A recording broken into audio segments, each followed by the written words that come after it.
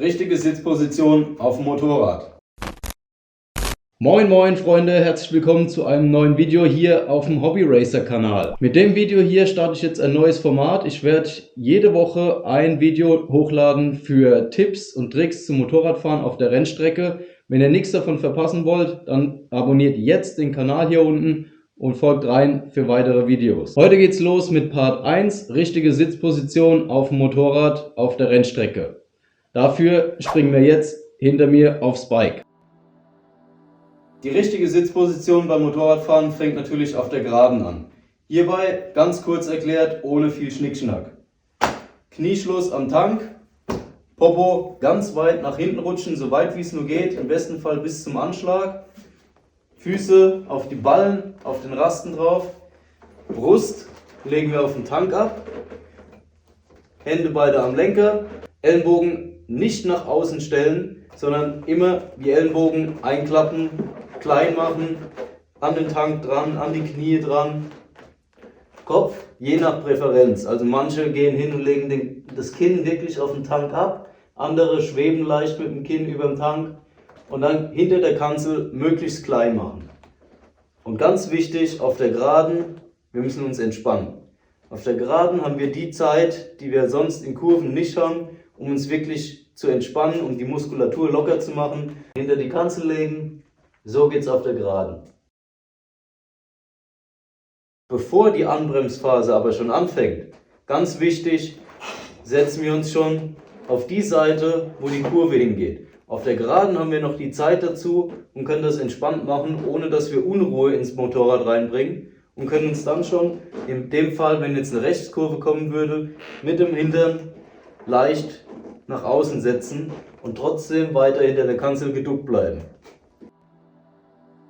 Sobald die Bremsphase anfängt, Gas schnalzen lassen, dass es zu ist, in die Bremse greifen, Oberkörper nach oben in den Wind stellen, um möglichst viel Fallschirmeffekt zu erzeugen, dass der Oberkörper im Wind mit zu bremsen hilft. Außerdem drehen wir unseren Oberkörper Richtung Kurveninneres und die Blickführung, ganz wichtig, geht weit nach vorne, schon Richtung Scheitelpunkt. Wir sind die ganze Zeit am Anbremsen, im ersten Moment beim Bremsen hart reingreifen und dann progressiv Richtung Kurveninneres langsam die Bremse auslassen. In dem Moment, wo wir das Gas geschlossen haben und in die Bremse greifen, können wir auch sofort anfangen mit dem Runterschalten. Umso schneller wir runterschalten, umso mehr Motorbremse haben wir zur Verfügung, dass das Motorrad auch nochmal entschleunigt.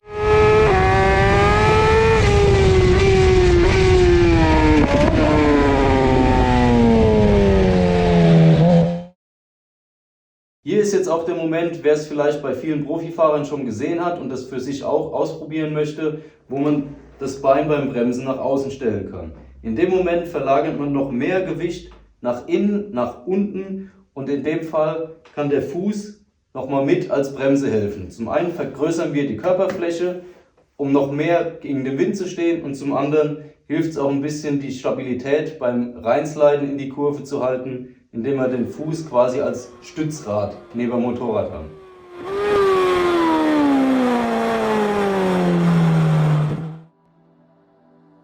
Als nächstes geht es darum, dann in die Kurve einzubiegen. Dafür lösen wir langsam die Bremse, umso näher wir an den Scheitelpunkt kommen.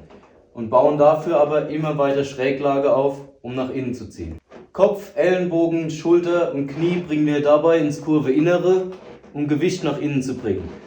Außerdem ist der Druck auf der inneren Fußraste und die äußere Fußraste ist mit der Ferse in die Raste eingehängt. Ganz wichtig hierbei, Knieschluss am kurvenäußeren Tank und so können wir uns quasi am Motorrad festhalten, ohne dass wir großartig Belastung auf den Armen haben. Die Blickführung geht dabei in die Richtung, wo wir hinfahren wollen, im besten Fall zum Kurvenausgang, um den ordentlich zu treffen.